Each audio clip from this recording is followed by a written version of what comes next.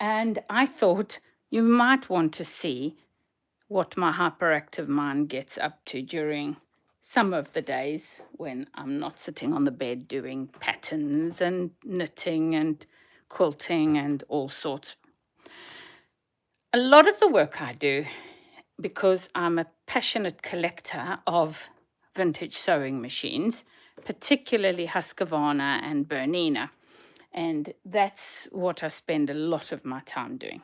So here I am, and this is currently what's going on.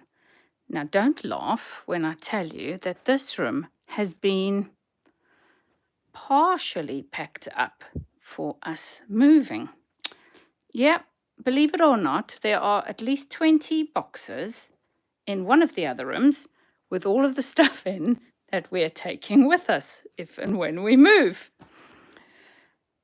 It's a sad state of affairs. Anyway, let's start down here. Cases from a machine that's on the workbench.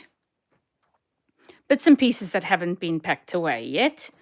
My work table, this is where I would normally cut out stuff, but at the moment, it's more like a shop, a workshop, a repair shop for vintage sewing machines.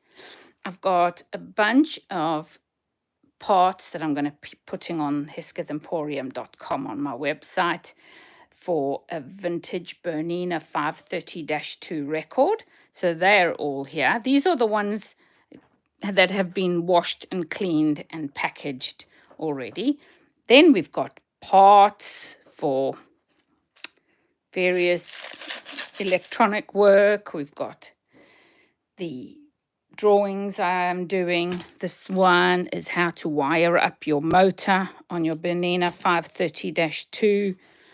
Here's some more parts. This is the accessory box. Isn't that stunning for a Bernina 530? This is a very broken sewing machine motor. This comes off the 640 downstairs in the cabinet, and I've replaced it with another Hillman, but it's a black one because it came off a Singer sewing machine.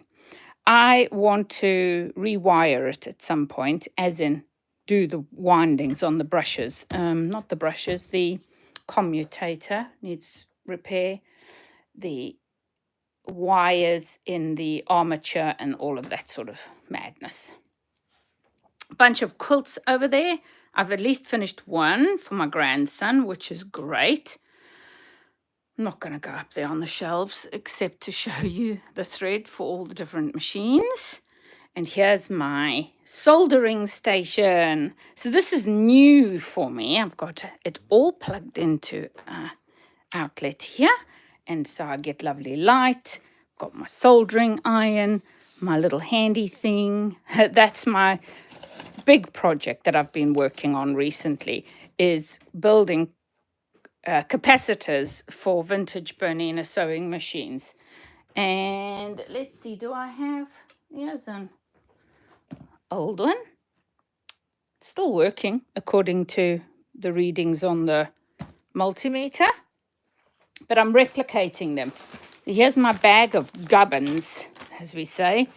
And inside here are all of these parts. So I've got resistors, I've got more resistors, and I've got 3 different types of capacitor that go into making up one of these capacitors. It's actually a pot with a number of capacitors and resistors inside it. So it's not technically, I suppose, a resistor. But there you go. Anyway, that's my little station. I absolutely love it. It keeps everything all in one space. And if I need it downstairs, hubby will just take the whole box downstairs for me. One day, when we move, he will build me a nice wooden one that can be on a table with wheels. So down here, we've got bits of fabric, and there's 3 sets of sewing machines over here. 1, 2, 3 at the back there. Most of those are Berninas and Husqvarnas. In fact, I think all of them are.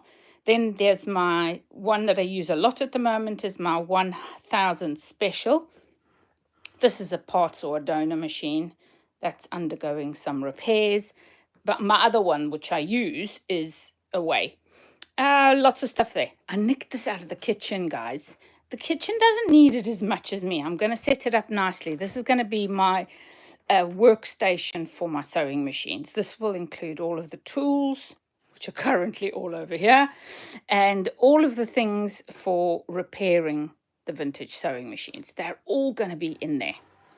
Then we've got the industrial sewing machine, and I'll have to rethink whether I should keep that when we move. It takes up a huge amount of space.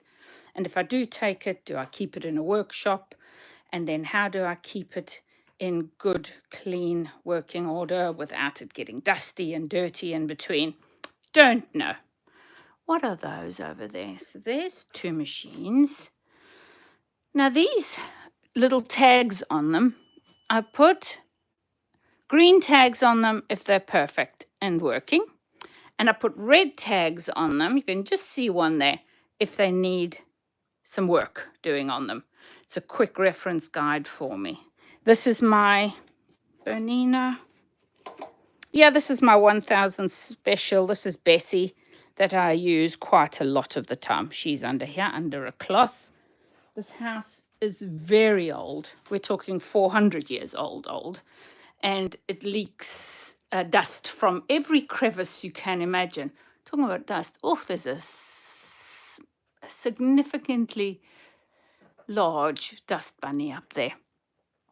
I've got lights, spare irons, lots of tools. Most of them have been packed away. Some more fabric. 90% of the fabric is already packed away. And then I've got my projector, because I do projector sewing and or cutting out of patterns using a projector. That's a fairly newish technique where you cast your pattern from your computer via the